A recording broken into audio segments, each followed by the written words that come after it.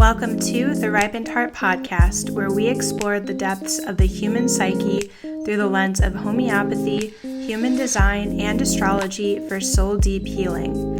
Each episode will feature vulnerable and thought-provoking conversations highlighting healing modalities that help us shift our perspective on what it means to be a healthy and fulfilled human being in today's world. I'm your host, Kaylee Anello. Let's dive into the podcast.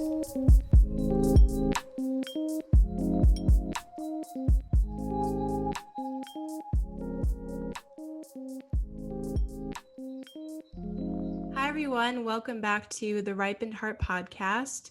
We're going to be doing another homeopathy episode today, which I'm so excited about. You all know that I love homeopathy, and I thought it would be a great opportunity to interview my mentor, who I'm studying homeopathy with, Doug Brown.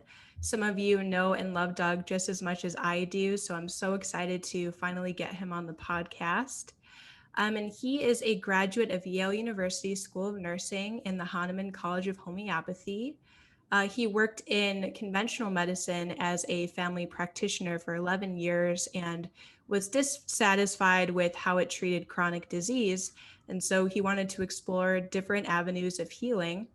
And that's how he decided to pursue homeopathy. And based on the fact that he's been doing it over 20 years, I can only assume that he's more satisfied with the care that his patients are receiving now. So I'm just so excited to have him on today and get to hear his journey. He has so much wisdom to share. You can find him at homeopathichealing.org. He has amazing articles on there all about different aspects of homeopathy.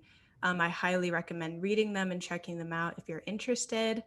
But without further ado, I will hand it over to Doug. Thank you so much for being on, Doug. Thank you, Kaylee. What a sweet introduction. Thanks so much for Oh, that. I'm honored to be on your podcast. yeah, yeah. Excited about the conversation.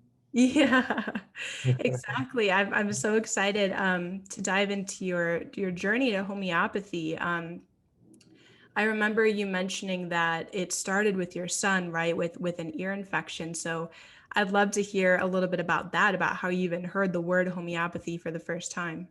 Yeah, that's right. I mean, that's actually the proximal cause, and there's also underlying causes. And as you pointed out in the introduction, the more underlying causes why I was open at all was my dissatisfaction with medicine as a family nurse practitioner.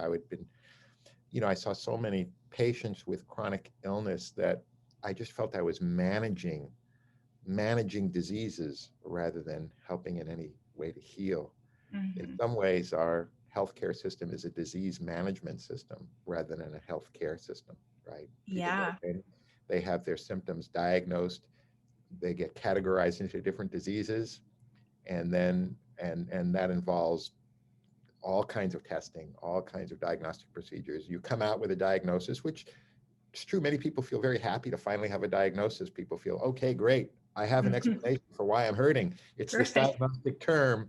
And then they feel somehow part of a collective of other people with this diagnostic term. And that psychologically helps a lot of people.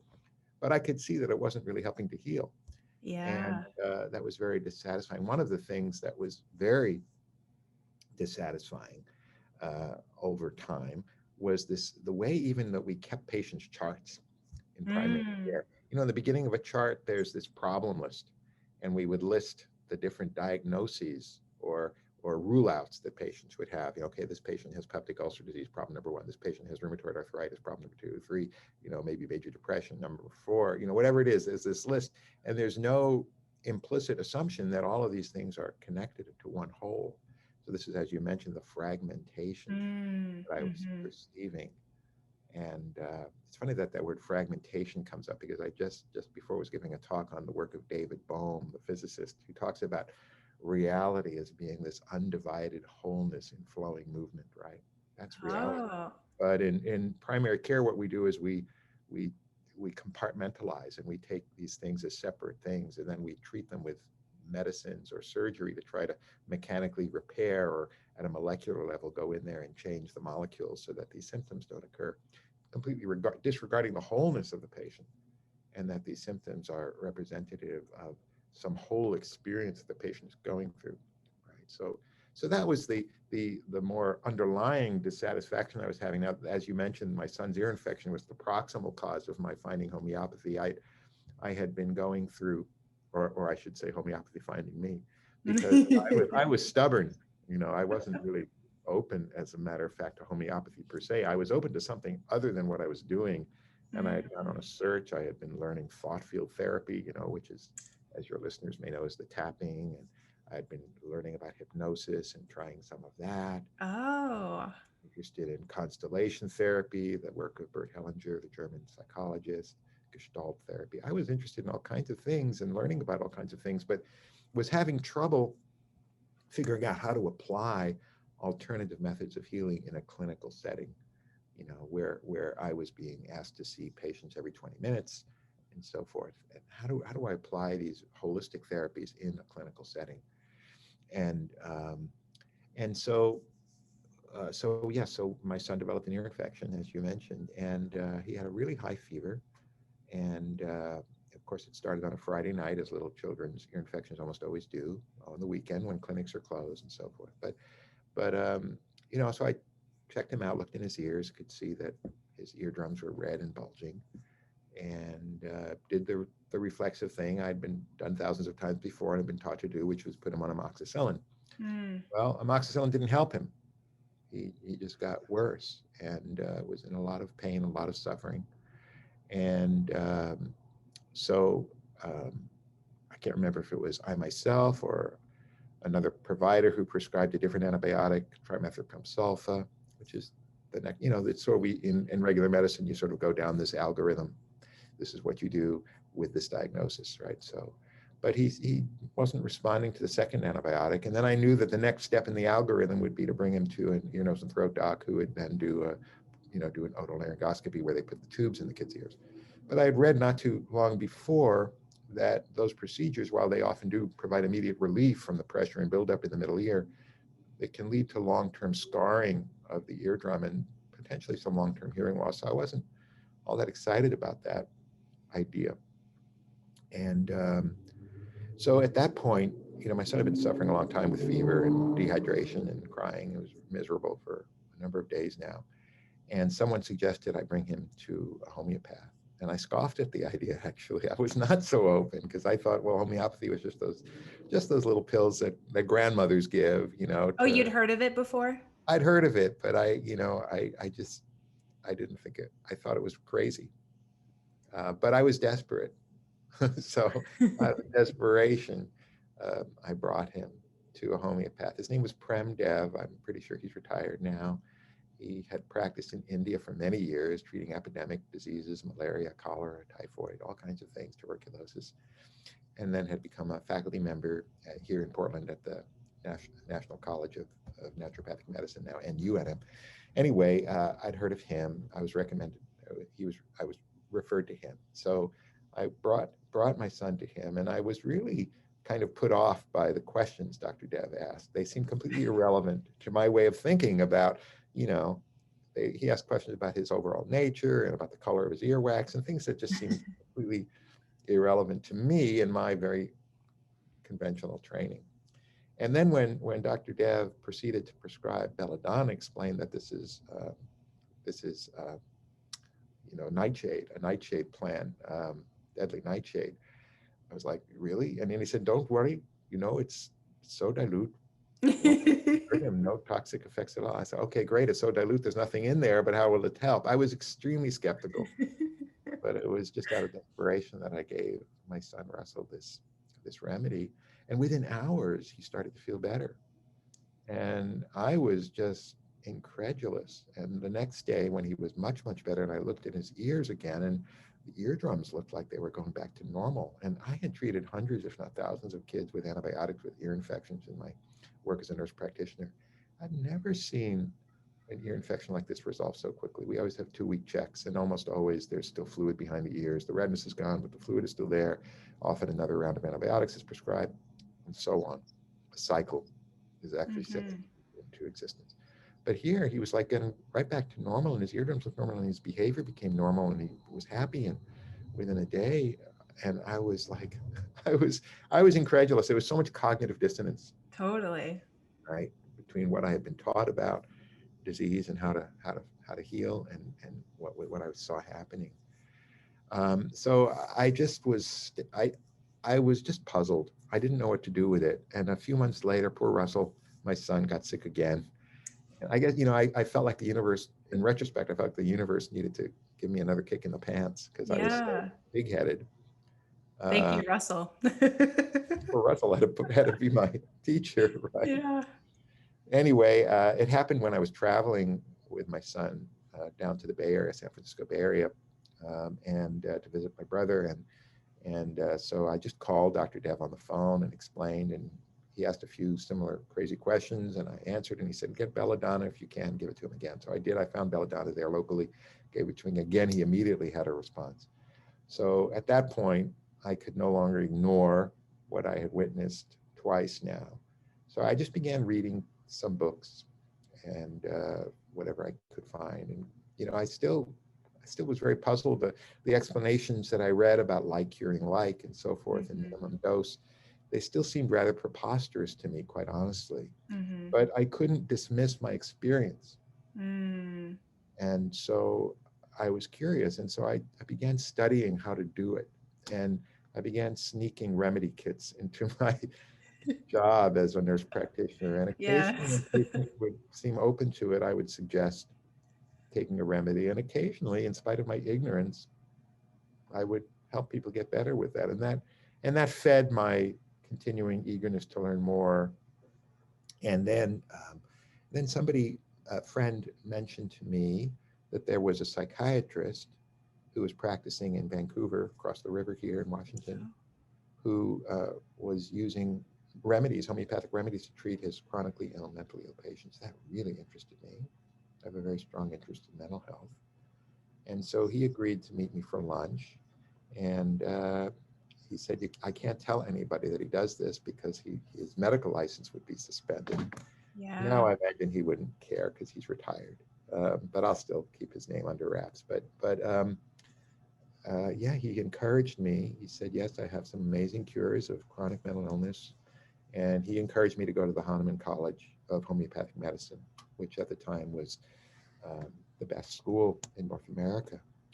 And it was being taught by Roger Morrison and Nancy Herrick and Jonathan Shore. Those are the three principal instructors. And I went down there to observe for one long weekend and was blown away by some of the video cases that they showed to teach, the before and after.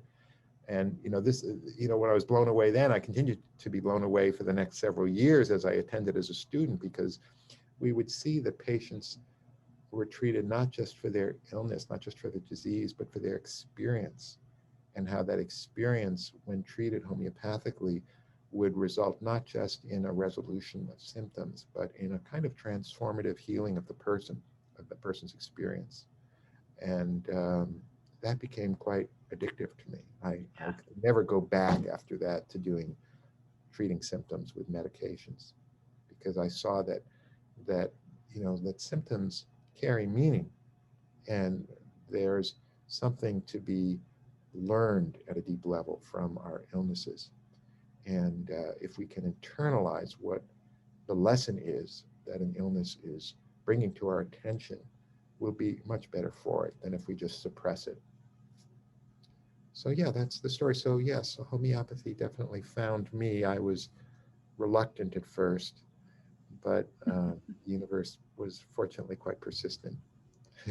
Yeah, it's funny. A couple of things are coming to mind. First of all, I love hearing stories of skeptics or people who are just so outside of that paradigm finding homeopathy, because my story was a lot different with that. I was going to school for psychology and actually was planning on being a psychiatrist when I was an undergrad.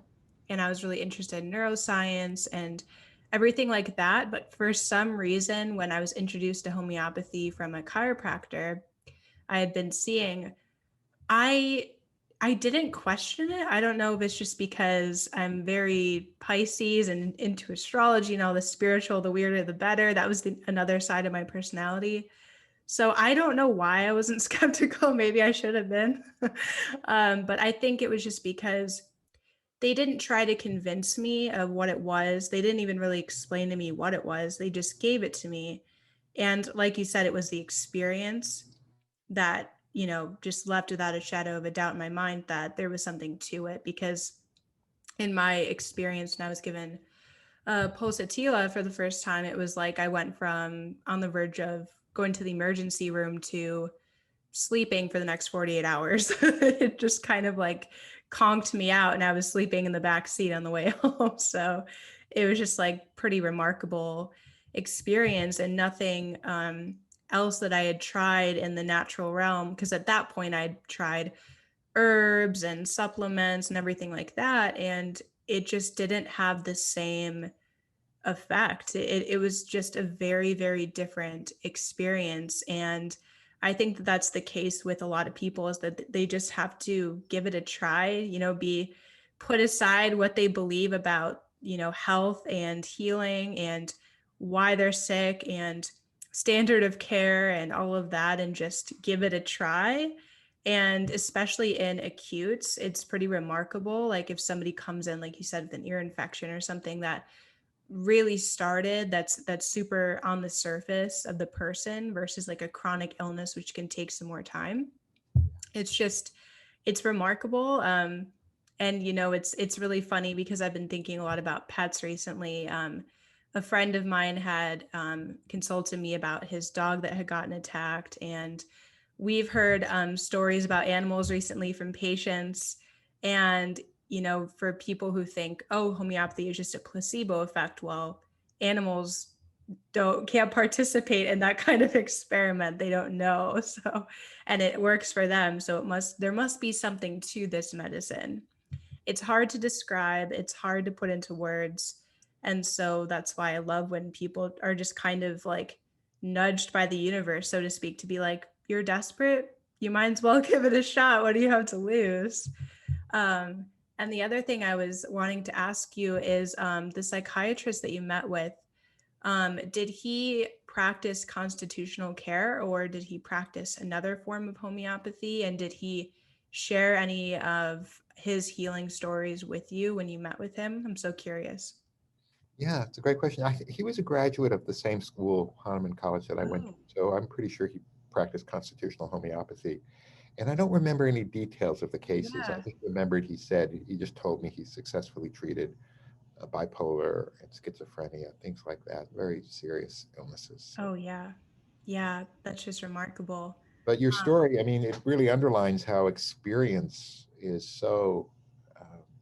It's such a contrast to the bumper sticker that says opinion, opinion, opinion. Have you seen that? yeah. Hmm. I love that because we are so entrenched in our cognitive structures. I grew up in New York City. I went to the Bronx High School of Science. I considered myself hard-headed, scientific, and I had I still probably do have strong opinions, and those opinions can really shape what we try and what we don't try. So it really went against my grain to try homeopathy, and yet an experience can really upend our cognitive structures, our maps of how the world works, and that's certainly what happened to me.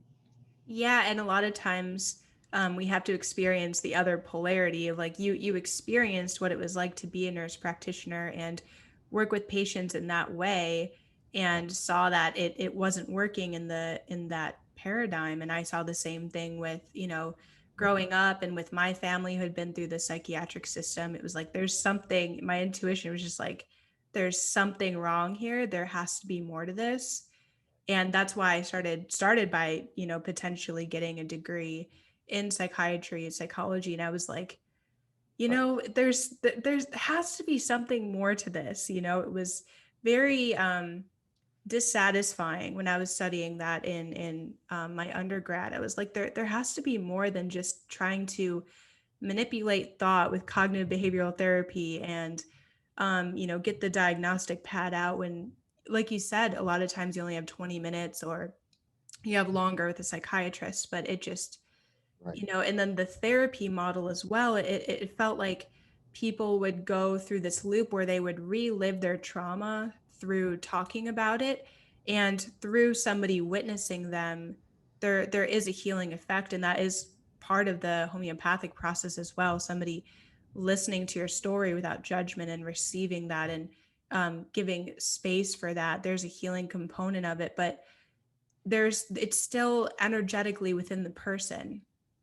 And I think that that's where homeopathy really has a strength, where there's just something to it that pulls out all of this energy that's just been in this every cell of the body, in the tissues, wherever that, quote unquote disease is.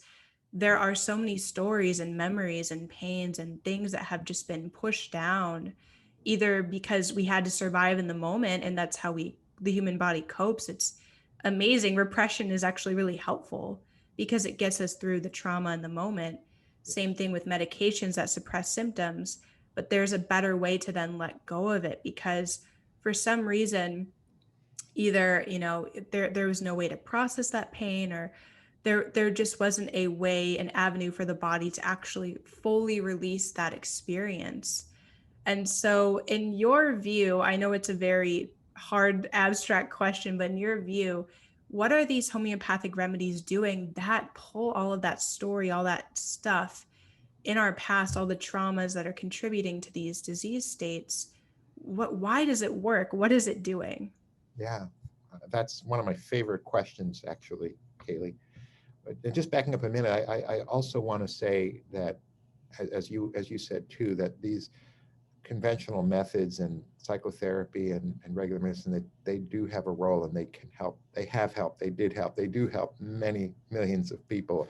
I don't want to completely devalue that, but it's a little bit like, each sphere of medicine has its applicability, or its range of application. Just like, Newton's worldview, his laws of thermodynamics, et cetera, have a great explanatory potential for much of what we experience in the world. But when you go to a deeper level, we can see that they don't apply. And just like when we really want to get to the source of disease, conventional medicine just doesn't work, because it doesn't get to the root of illness. So what is the root of illness? And as you asked, what are these remedies? What are they doing? Um,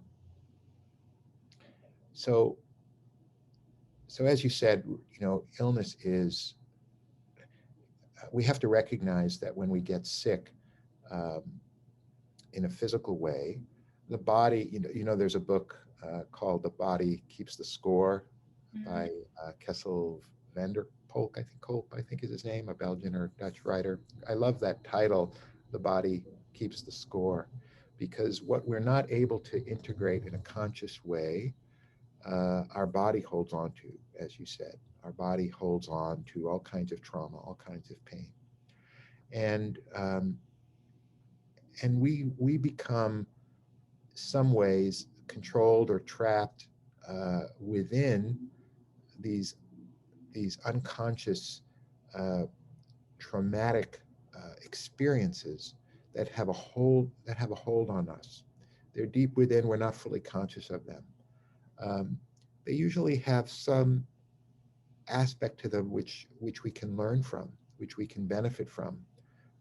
But because they're painful, we don't we don't know how to integrate it into our being.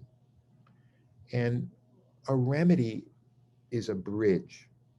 It's an informational bridge to a field of information which allows us to integrate that information. It is a bridge to a field of information which contains the same questions which our whole being is asking, but also contains answers to those questions. So if we conceptualize, I think most of us intuit at some level that the reason we're here having a life at all is to learn something. We're incarnated to learn something. And to learn something, we have to somehow enlarge our understanding and our experience. And growth generally involves some kind of pain, some kind of blood, sweat, or tears, right? But if we can if we can be connected to a field of information which has been asking that question for a long time and which already has the beginnings of an answer, and share that healing journey with something else in the universe that has also been grappling with that question, then we're not alone in it. We're connected to this field of information, which helps bring us to a new level of understanding and, most importantly, integration, uh, so that we can achieve that growth without going through all of the pain and suffering that is often involved in it. Right? Mm. You Yeah. know, does that make sense? Yeah, it does. And I know in the past you've described it as a homeopathic remedy essentially updates your glasses prescription, or it gives you a wider vantage point of the things you've experienced.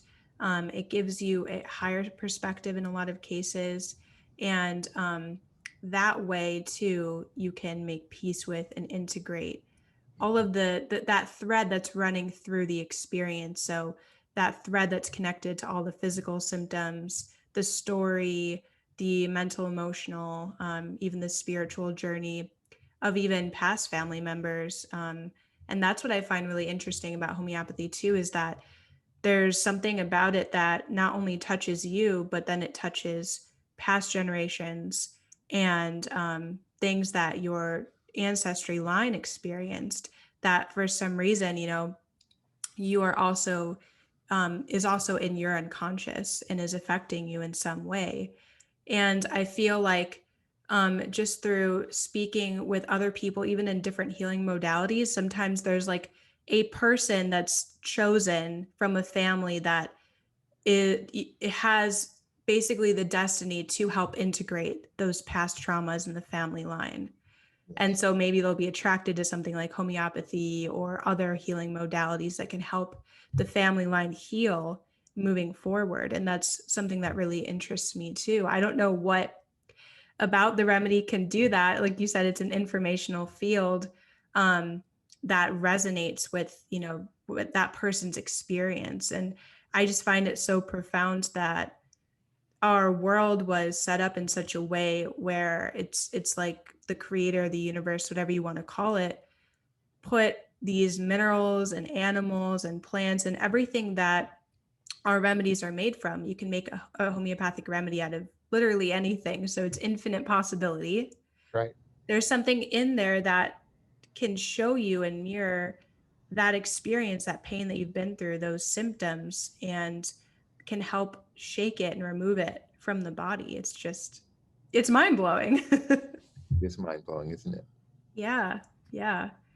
Um, and yeah, in your view, what do you think it is that it's able to touch past generations too in the family line? There's something I know that you talk about sometimes the morphogenic field and other aspects of consciousness, and that's what we're doing is applying consciousness in homeopathy. So I'm curious if you had any thoughts about that, any theories.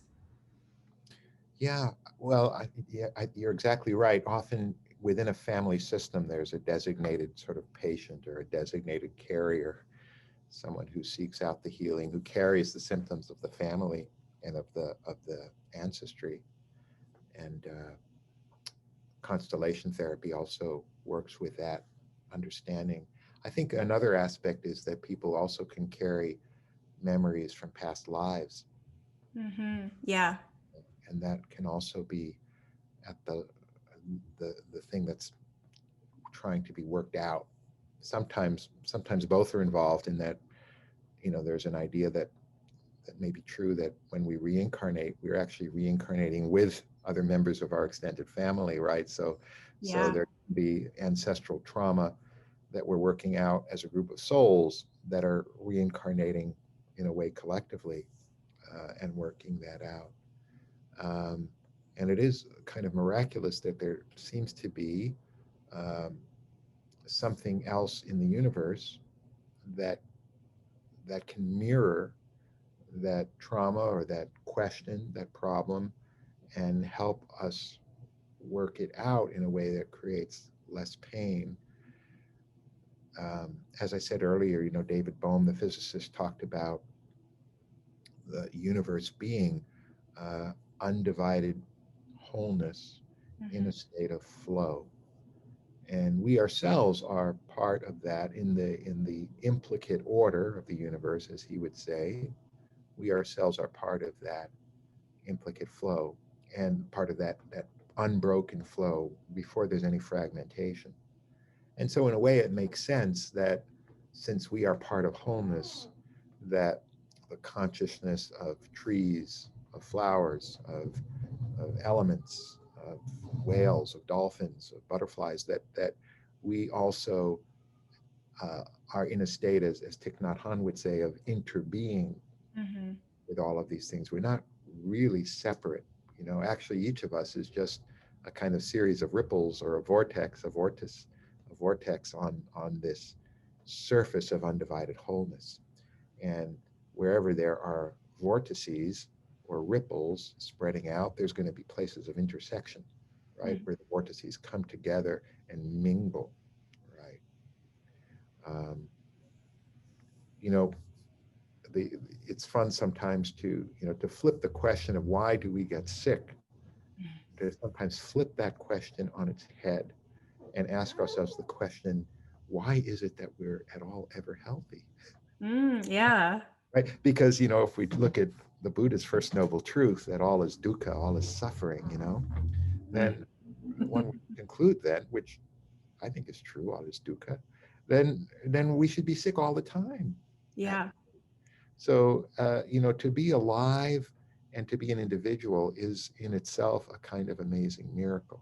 Mhm. Because, as David Bohm says, the cosmos is this kind of living organism of undivided wholeness, this flow of myriad forms, energies flowing through and creating space, right?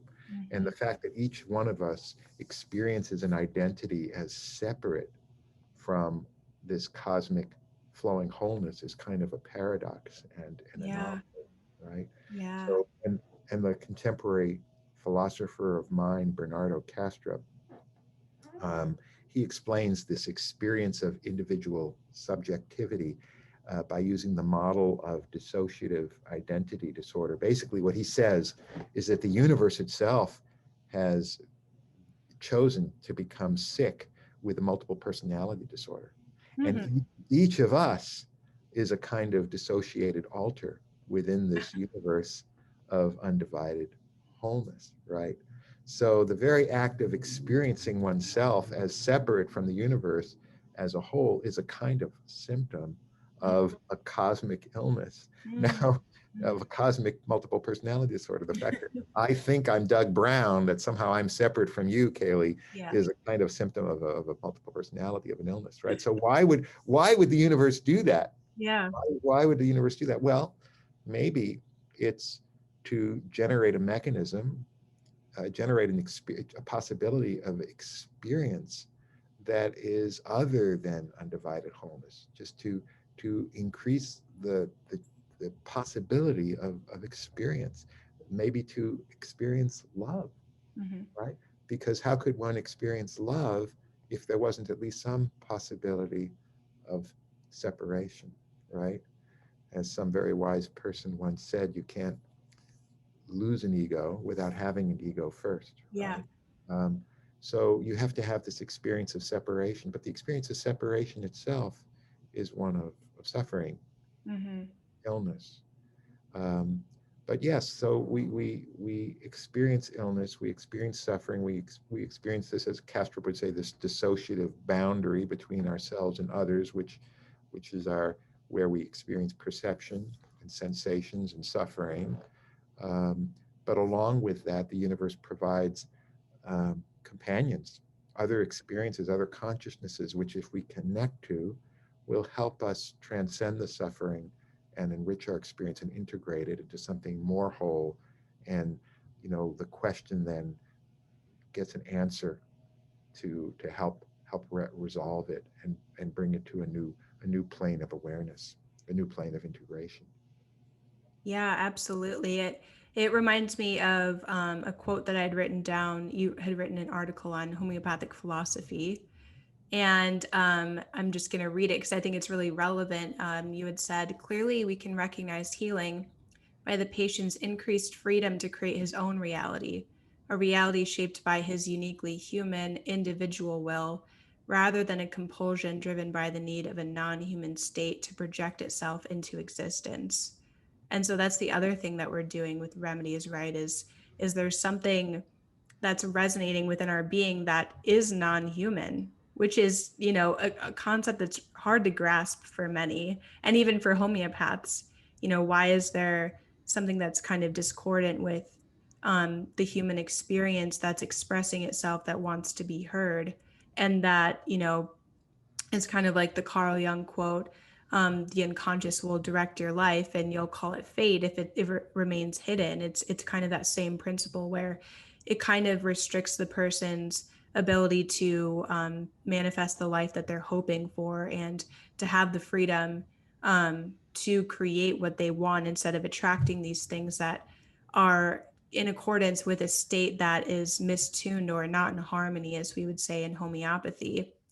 And so I always find it interesting, and I always pay attention to that in my own life. Like, what am I attracting, and why, and what does it say about me, and what can I learn from it? And then, of course, like, what remedy resonates with that and can help to integrate that. So I just love that quote from your article, and that idea of a non-human state projecting itself. And when we're taking a remedy, it kind of quiets that non-human state that we're in, so that we can experience better health. Yeah, and I love your quote of Jung, and of course my quote is certainly inspired by Jung, who did talk about the necessity of recalling our projections, integrating our projections to become whole, so that we don't, as you say, project our states onto our others, or to our experience, and then call it fate. I Right. love that Jungian, that quote of Carl Jung, Yeah. and to give it a homeopathic context. If someone, for example, is in an arnica state, a chronic arnica state, not just an acute state, but as many of our listeners probably know, arnica is a remedy for acute trauma. Hmm.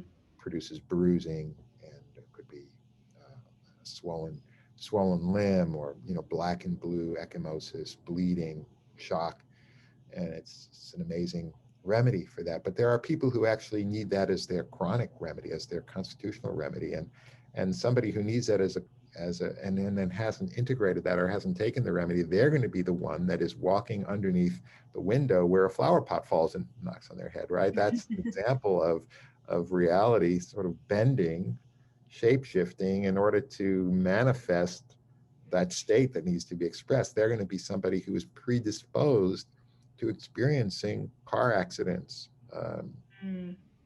biking accidents, falling, uh, Wow. being hit accidentally by somebody with a baseball bat, or whatever it is. They're going to bring that reality into their life, unless they integrate what it is about trauma, what it is about running up against the outside world, you know, Yeah. living in the outside world with all of its potentially adverse influences. Unless something about that is integrated, they're going to call those kinds of harsh interactions with the world into Mm. as their fate. Yeah. Yeah. It's so interesting. And yeah, I just I'm thinking about the fact that I think a lot of people do get confused, because it's such a different experience treating an acute illness with homeopathy versus a chronic, because a chronic is much more involved in it, and it really does bring into question everything about the person. Now, I know in your practice, you tend to treat acutes with constitutional homeopathy as well. So I'm curious, could you just give us a little rundown on the difference between that acute, belladonna ear infection, where you're asking questions about the ear discharge and what it's better and worse from, versus seeing somebody for constitutional, and why you prefer to treat that way?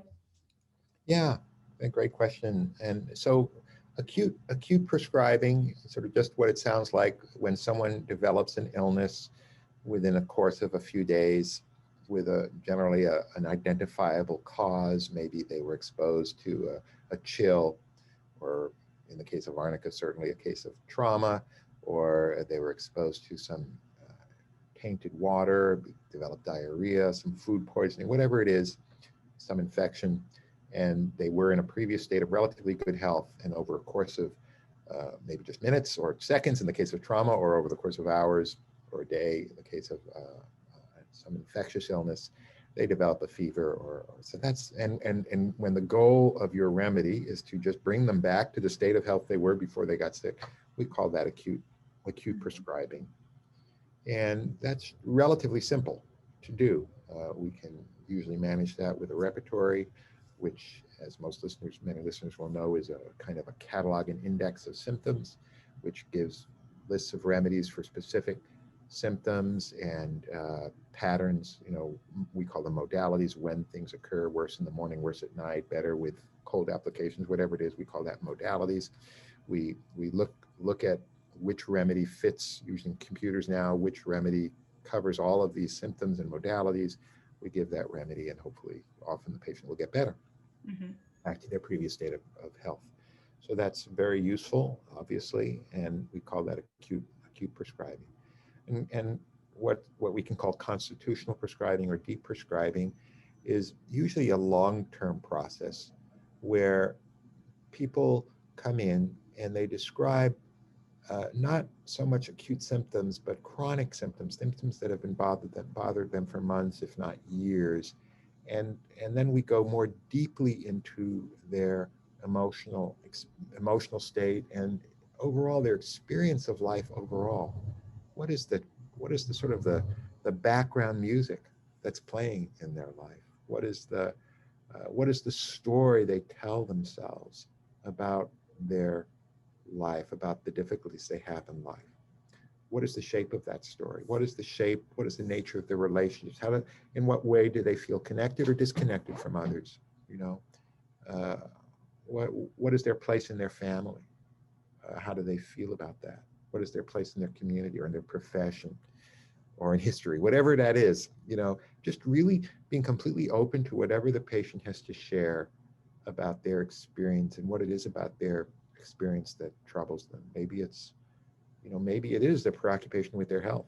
Maybe it's their sexuality. Mm-hmm.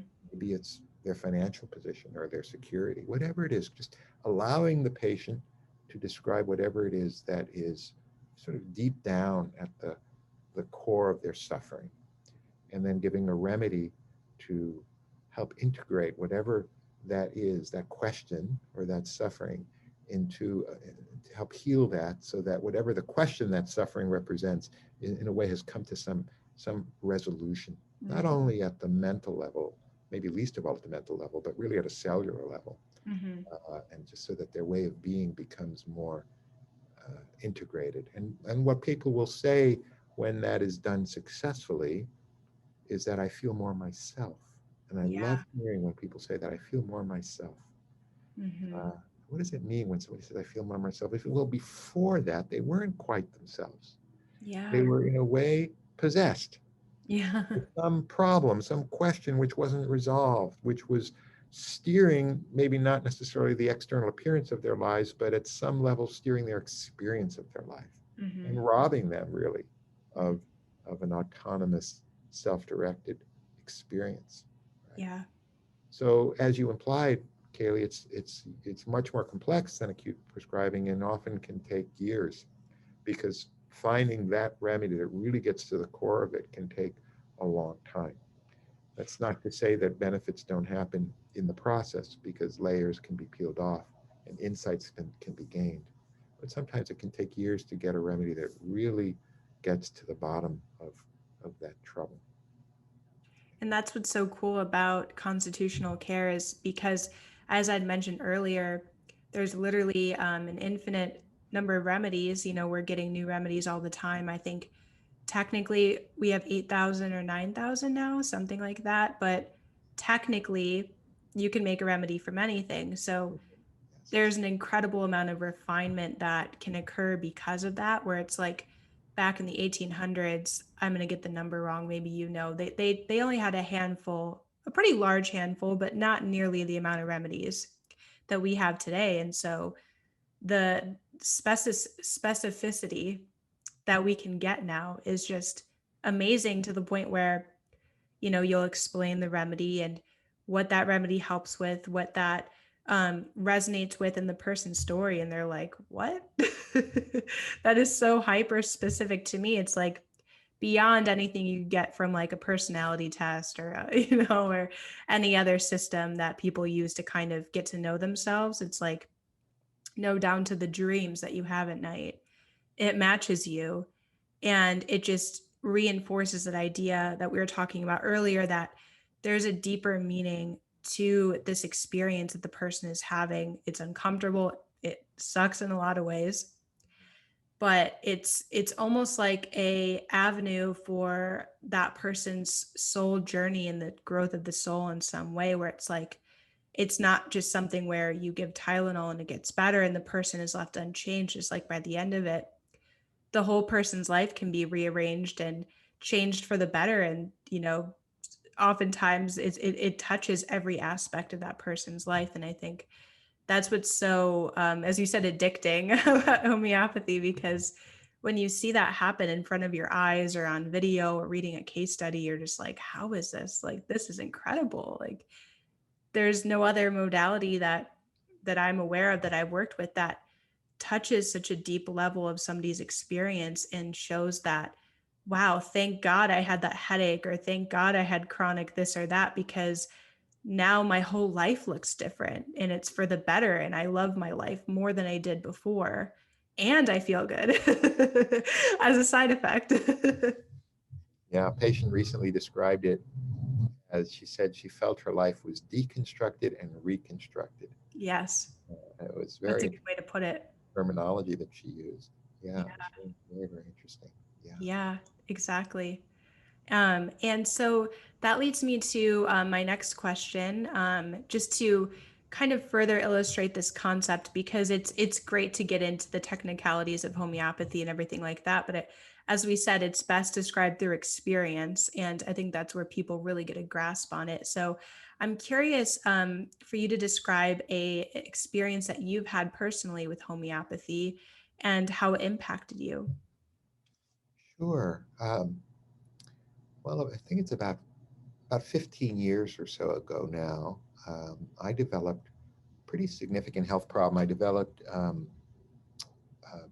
pain and numbness in my legs, Mm. um, which which kept getting worse to the point where I could actually barely walk. I could walk maybe for um, 10, 15, 20 yards, but then I would have to stop. And it was really obviously very impacting on my life. Um, and I did end up having it checked out, and I was diagnosed with spinal stenosis. And the doctor said I needed surgery on my spine, um, which I was very reluctant to do. Mhm. Um, and so, of course, being a homeopath, I was on a relentless search for remedies, and I am a somewhat compulsive journaler. I do write down my dreams, and just began um, really a very directed self-examination through studying my dream journals mostly, and my journaling, and trying to detach as much as I could, just looking at the dreams. And I ended up um, deciding on a particular bird remedy, uh, Mhm. which was the condor, the Andean condor, which I ended up taking and ended up doing a trituration of. And that helped me a great deal. And I ultimately went to a different bird remedy, Thresciornis aethiopicus, which is a what is that? What is the English word? Um, Not the heron. Thresciornis. Anyway, it's another bird. And but bird remedies altogether completely healed me of the spinal stenosis to the point where I don't have any symptoms at all of this problem. It took a couple of years, but I was very happy to get the use of my legs back Mm-hmm. and get rid of the pain and the numbness in my feet. So yeah, it was a very significant healing, and it also helped me integrate many things in my emotional life as well. I think before that, I had been preoccupied with issues of genocide. My mother was a refugee from the Holocaust, and I had these not premonitions, but inklings or from dreams that I had been my mother's cousin who was killed in a death camp in a previous life. Um, and I was a little bit over preoccupied with issues of going on in the world with the genocide in Rwanda, with other global issues, um, and dreams of death had come up a lot in my dream life. Very dark kinds of things, and also issues around just acceptance of my own body, um, my own shit, Yeah. my own physical, what I felt was repulsive about being incarnated. Mm-hmm. Uh, these were things which were troubling me, and a lot of that really lifted with Condor and with some other bird remedies, as I said, and I felt much more free in myself. So yeah, that was a very significant healing for me. Yeah. Yeah. I mean, I know that you ride to work on a bike every morning, so it's safe to say that your legs are back to working order. Yeah. That's incredible. Yeah, and it just is another illustration how much information you can get from your dreams. And a lot of my listeners love astrology, so this is actually a really good time to look at your dreams because Jupiter is going to be in Pisces, which is all about the dream world, and Jupiter is expansive and really helps to highlight the positive and negative qualities of Pisces. And the positive is connection to God, connection to the unconscious, connection to dreams. So it's definitely a really good time to start a dream journal. And I wouldn't be surprised if people start experiencing more profound dreams, remembering their dreams more, getting more messages. If you engage in the process, you'd be surprised what can be answered in dreams. I've even heard, people who didn't know their birth time, for example, who wanted to get a chart reading, have gotten their birth time in a dream before just by asking for it. And they resonated with the chart and everything. And so don't underestimate the power of a dream, Mm. because it really it brings up that idea of compensation, which is something that I'm really interested in. Rajan Sankaran, who is an Indian homeopath, speaks a lot about this in his book, The Spirit of Homeopathy. I'm sure he's talked about it many places, but that the reason that dreams are so profound and so useful is because they're in an uncompensated state. Because we're all well-meaning when we come to a homeopath or a therapist or anybody that we're trying to have a dialogue with to heal. But because we have to live in society and we have to adapt to everyday demands, we compensate our state. Because if we were just in our full-fledged unhealed state, it would kind of be a mess. And Unhealed so or unhinged? unhinged. Yeah, that's a good way to put it. Unhinged. And so the Right. body is smart. It's like, let's compensate for this so that you can live your life um, to the best ability that you can, even in this state. And so we don't realize that we do this. And we don't realize why we're preoccupied with certain things, why certain things take more effort to do when somebody else does it easily. And so the dreams really show us who we are when all of those barriers are down, when, we just let the unconscious go wild with what's actually happening up there. And, how is it manifesting in our life as a problem or a symptom?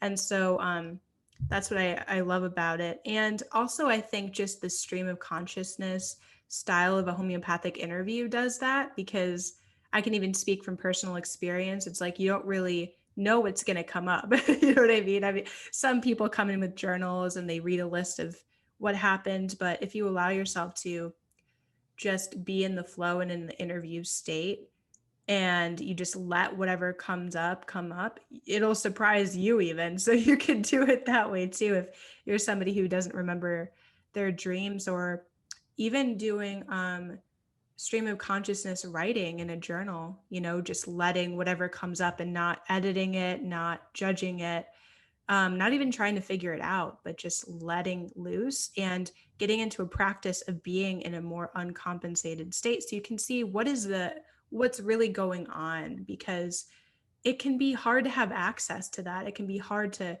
know why we're experiencing things and what we're even compensating, because it's just something that we've done for so many years. Absolutely right. Yeah. Absolutely right. Otherwise, we wouldn't be able to function, right? Yeah, exactly. And even things that we feel are a non-issue in our lives, like, you know, when I was reading that section on compensation, he had described somebody who brought up in a homeopathic interview that, you know, they thought it was so important to have friends and they're always making friends and they love having friends around. Why did that person choose to talk about it? It's because on some layer, friendships are important, relationships are important, but there's some sort of compensation, like why why this preoccupation, as you said, with that particular subject? Why not bring up romantic relationships or something else? There's something there for you that deserves to be explored, and if you do explore it, it will be pretty profound.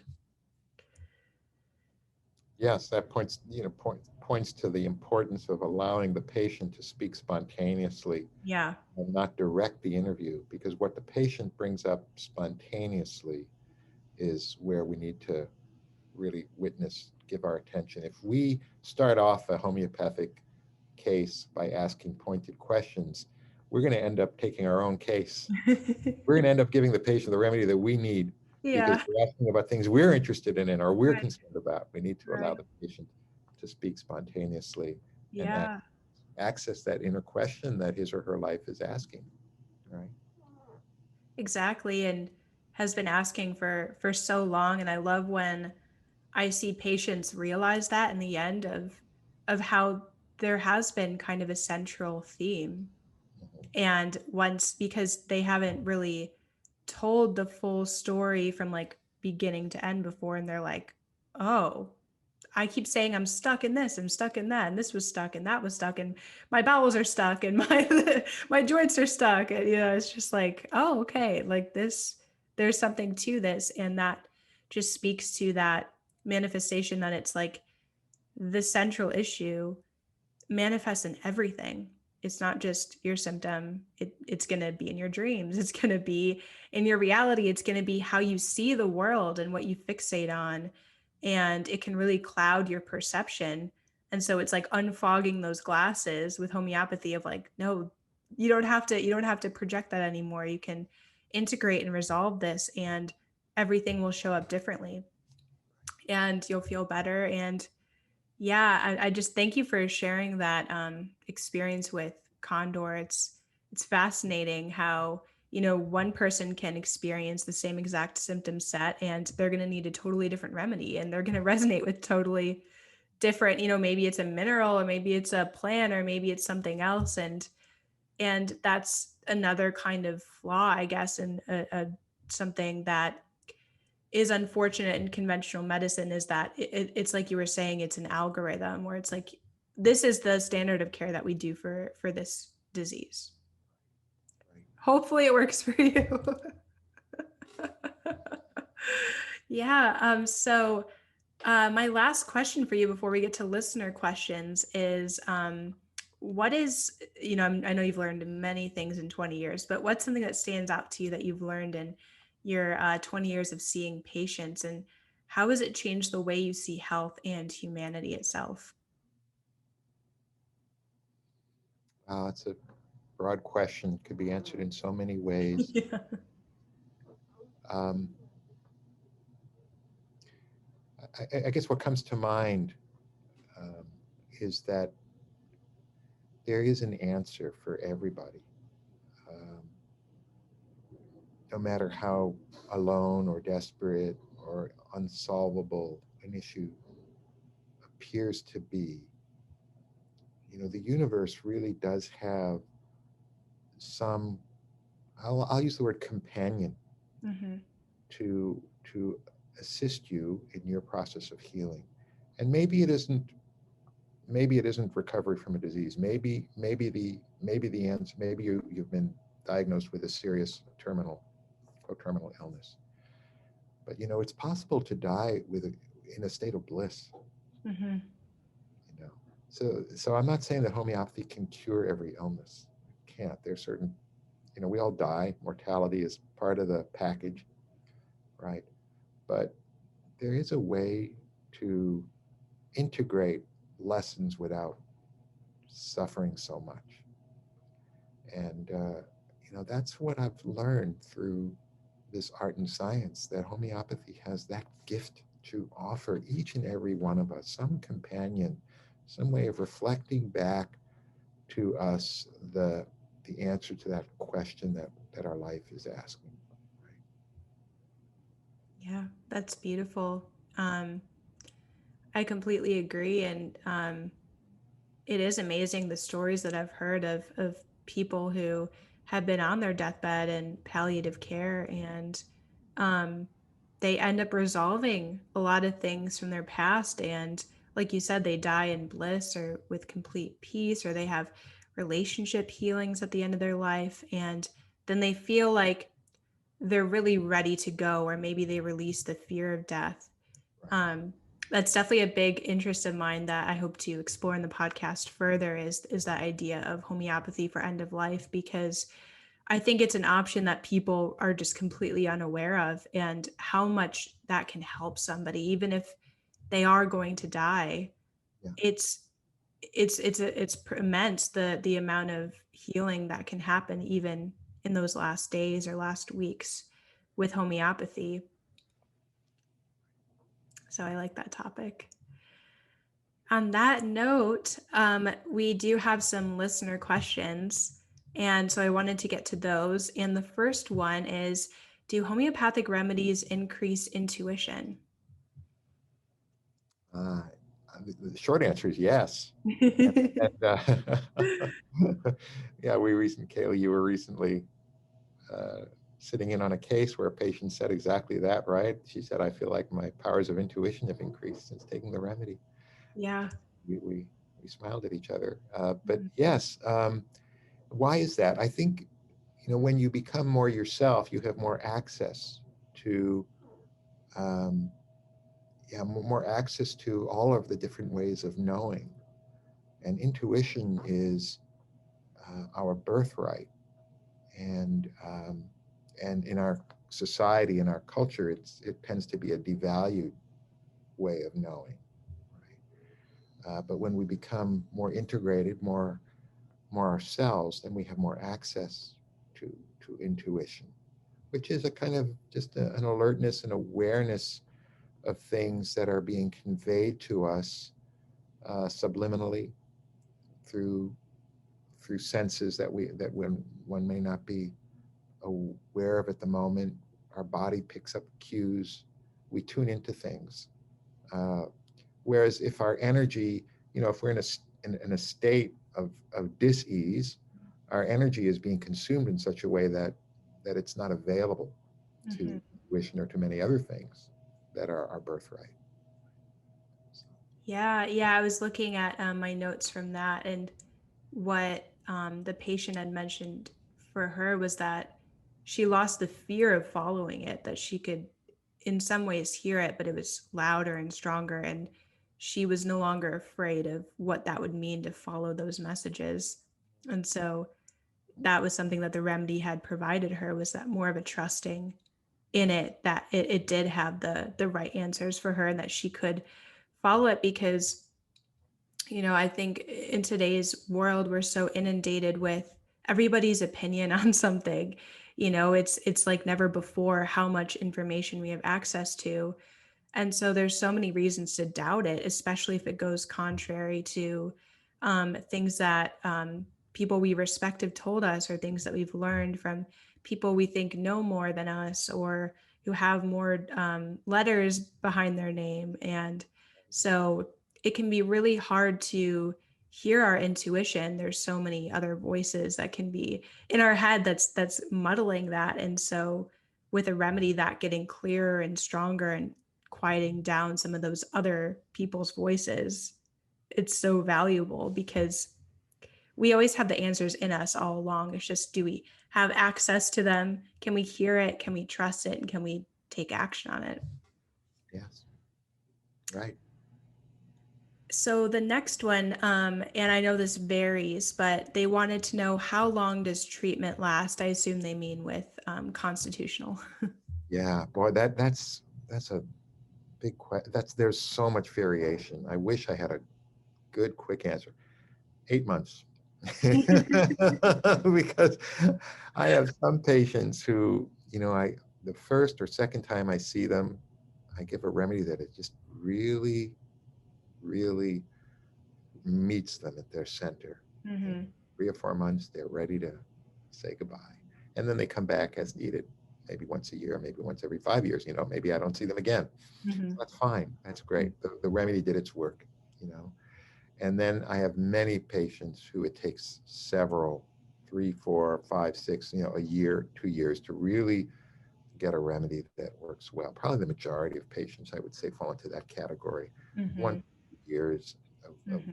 good work together, meeting once every 6 to 8 weeks. You and then there's a fair number of patients who take quite a bit longer. I have patients who I've been seeing for 15 years or longer, and they've been helped, but I know that I still haven't found exactly what they need. And Mm-hmm.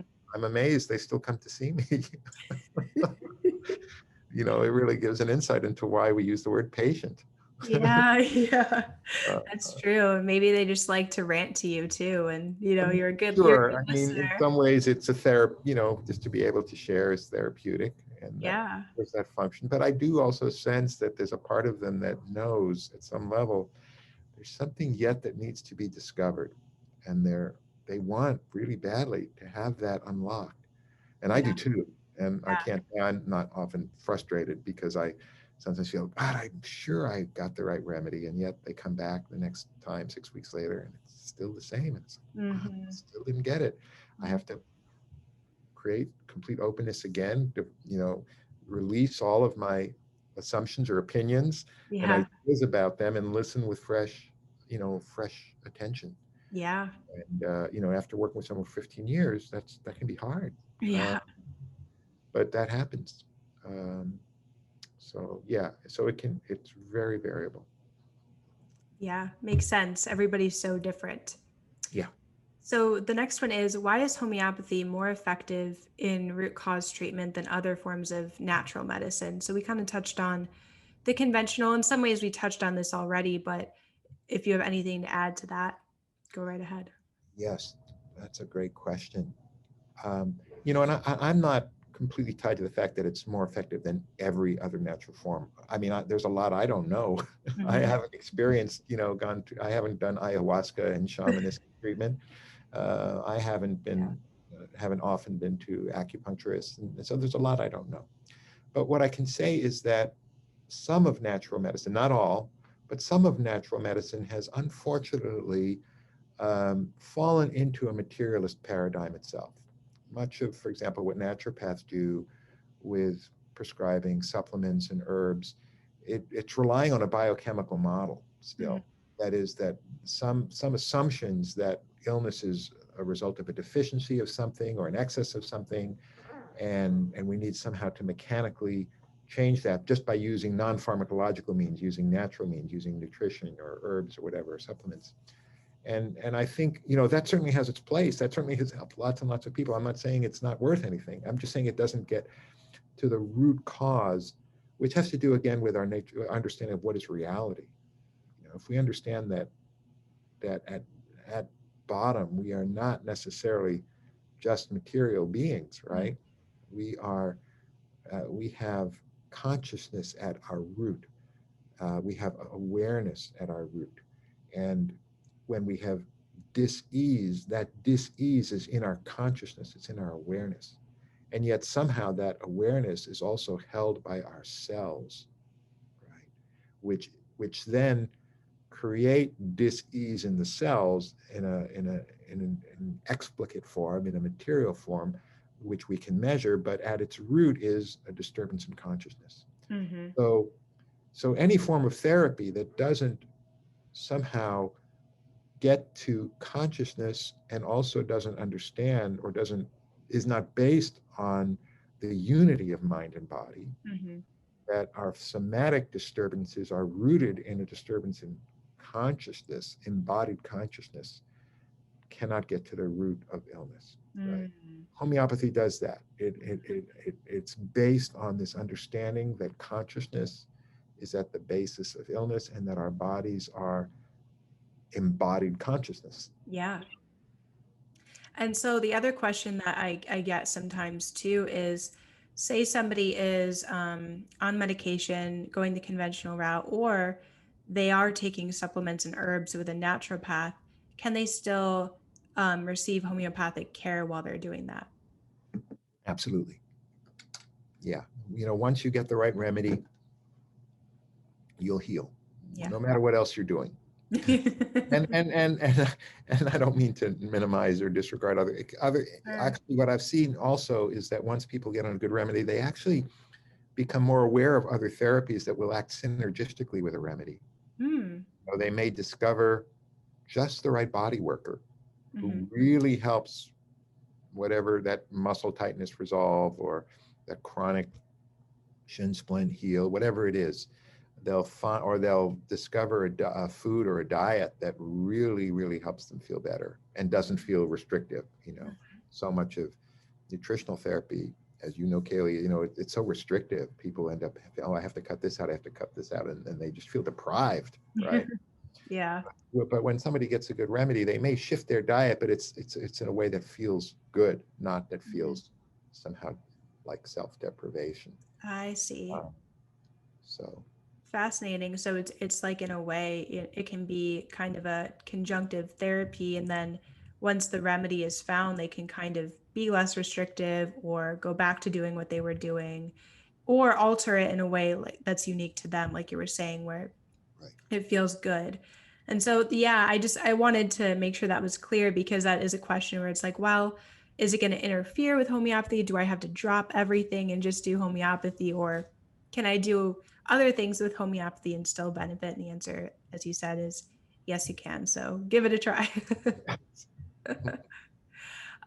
So let's see. This is also a question we kind of answered.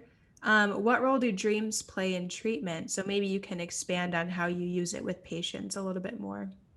Yeah, I think dreams can be really helpful for me in terms of understanding what is unconscious, what is the patient not aware of. So that's certainly true of psychotherapeutic work as well. The way in which it's also more specific to homeopathy is that after I give a patient a remedy, I'm very often remedies will stimulate dream life.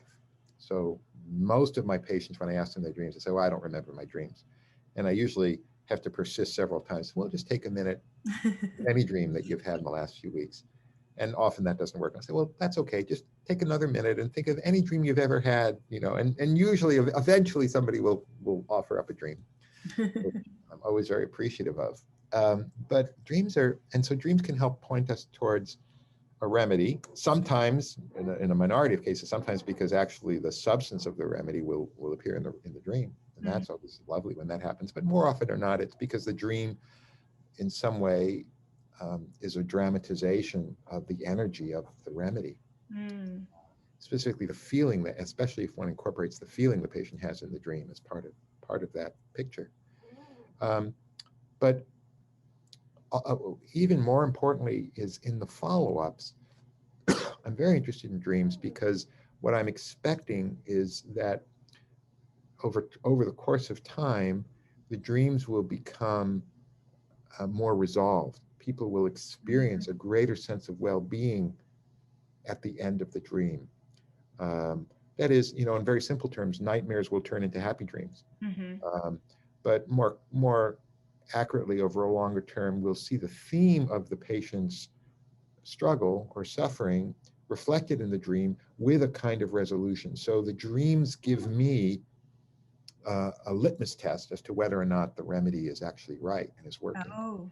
Because if somebody, for example, tells me in their follow-up that, whatever the particular symptom is, my heartburn is much, much better. And then I ask them about their dreams and they say, Doug, I used to have such happy dreams, but now I'm having these nightmares. Then Mm. I'll know that in spite of the fact that their heartburn is better, something is wrong, right? Yeah. Because Wow. that physical problem has then been actually suppressed, and pushed back, Oh. right? So, so dreams are very important at understanding uh, what is the state of consciousness, even if the patient isn't aware of it. What about when a patient has many dreams and then after taking a remedy, they stop having dreams?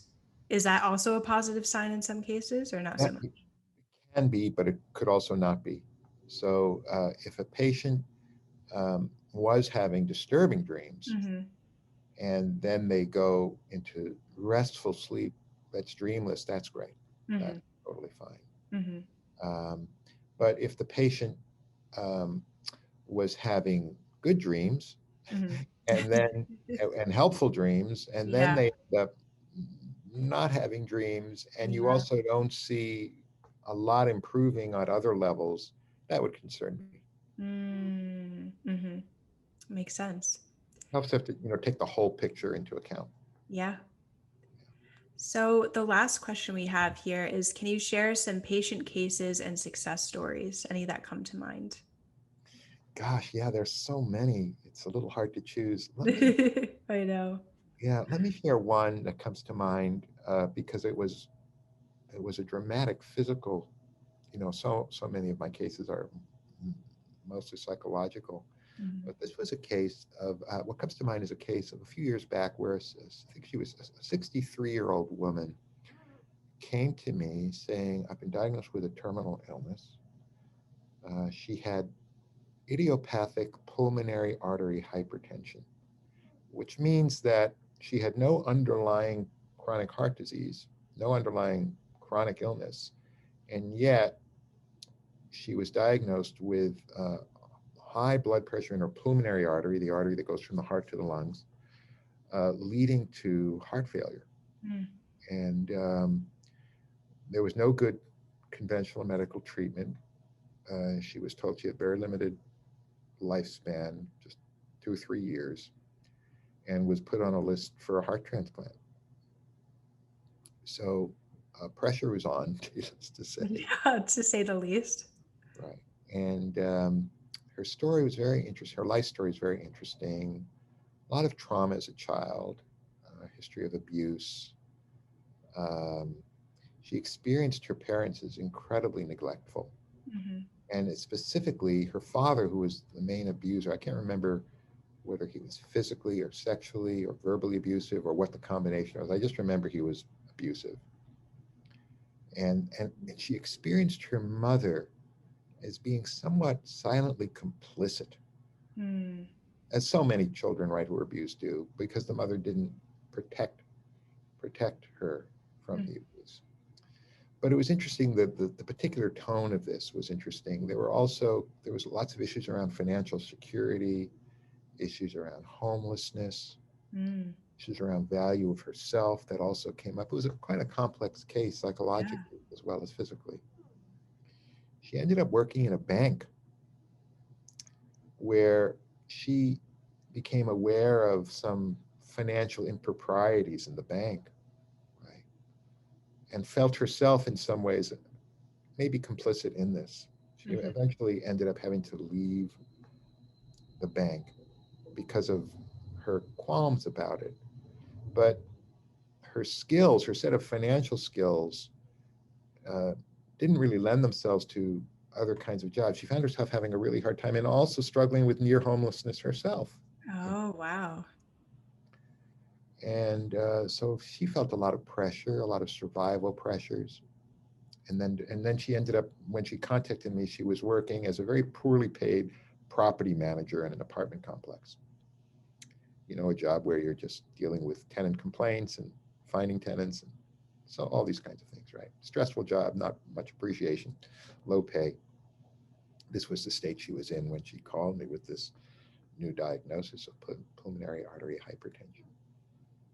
So it took a number of remedies. It took 4 or 5 remedies to find exactly the right one.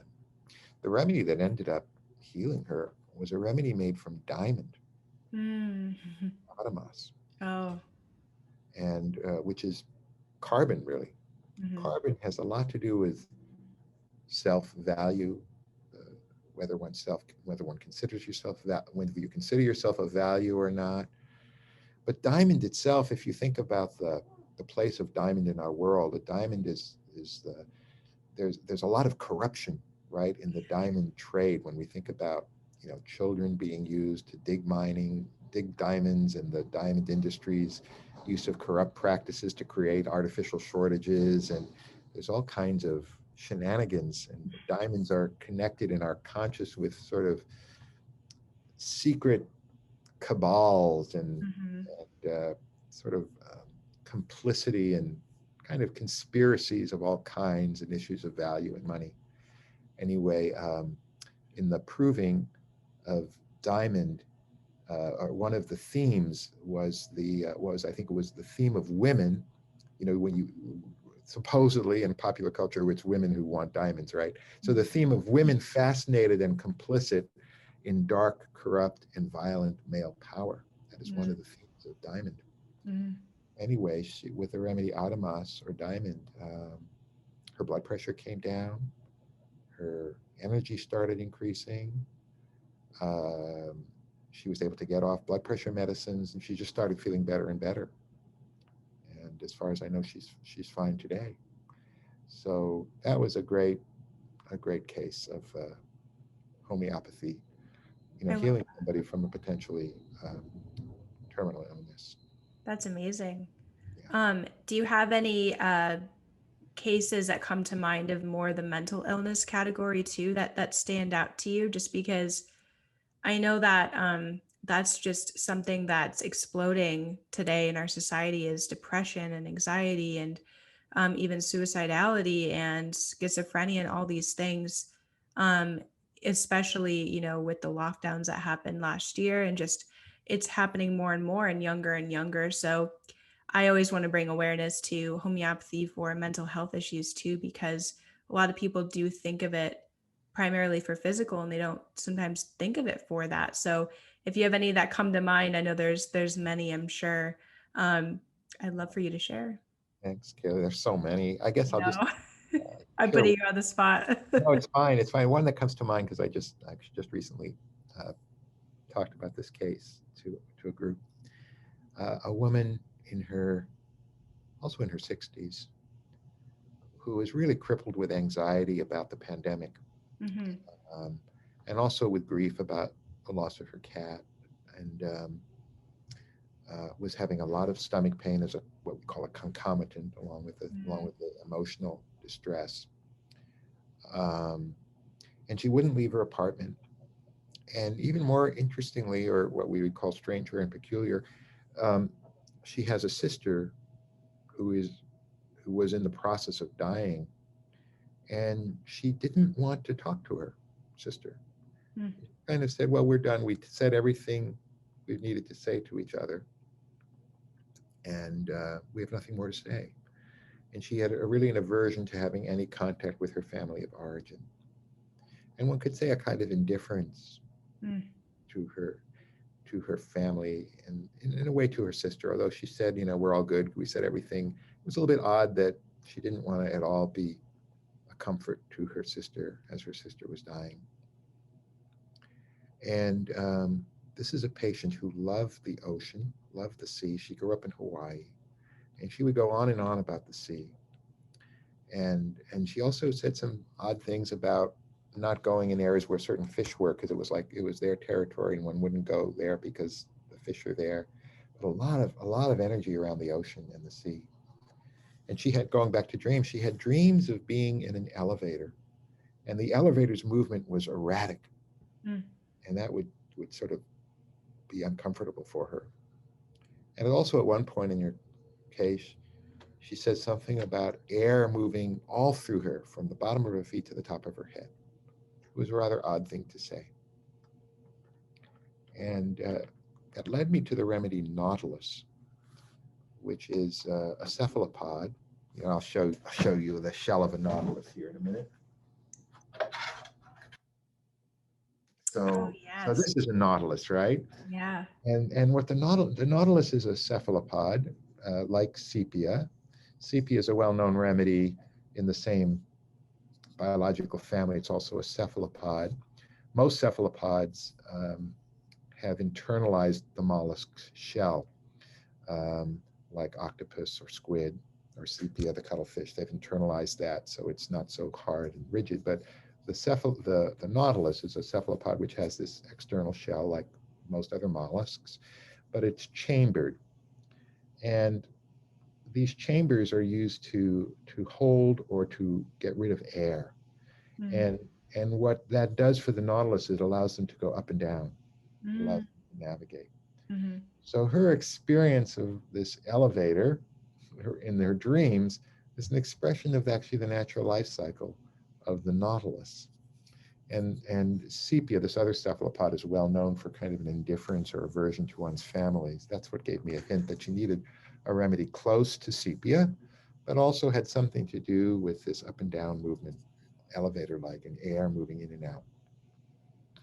So by giving her the remedy Nautilus, she felt like she actually is the one that I mentioned earlier used the term deconstructed and reconstructed her personality. oh, She felt so much better and was feeling enthusiastic about going out into the world. The anxiety was gone, the grief over her cat was gone.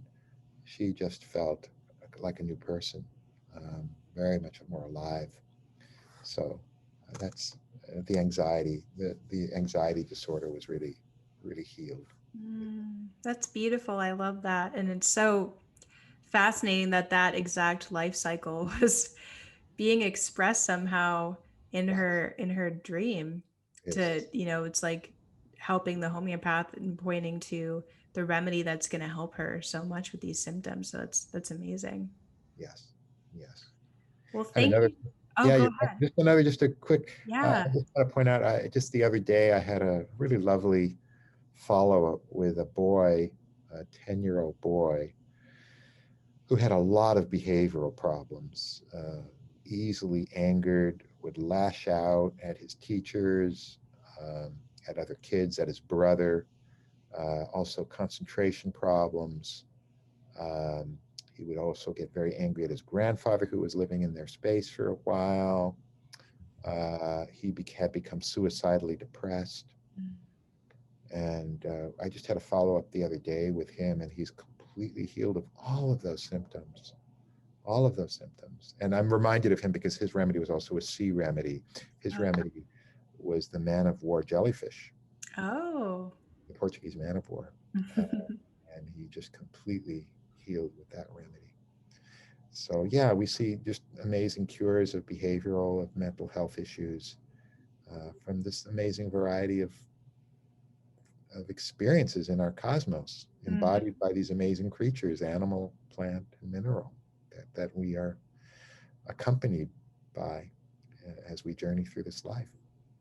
So, Yeah, it just speaks to the depth of our human experience is so much more than what we're led to believe in our daily lives and what we learned in school. And I hope that this kind of awareness is brought back into human consciousness that there's so much more to experience. There's so much depth and meaning in life, and homeopathy can help to integrate all of those experiences so that you can be healthy and enjoy your human experience as much as possible. So thank you so much, Doug, for being on. I appreciate it so much. And do you want to remind everybody about where they can find you? sure. Well, first of all, Katie, thanks so much for asking me. It's been a great conversation. Really fun to do this. Yeah. Appreciate that. Yeah, my website is homeopathichealing.org. Wonderful. All right. Well, That's a wrap, guys. Thank you so, so much for listening, and stay tuned for the next episode.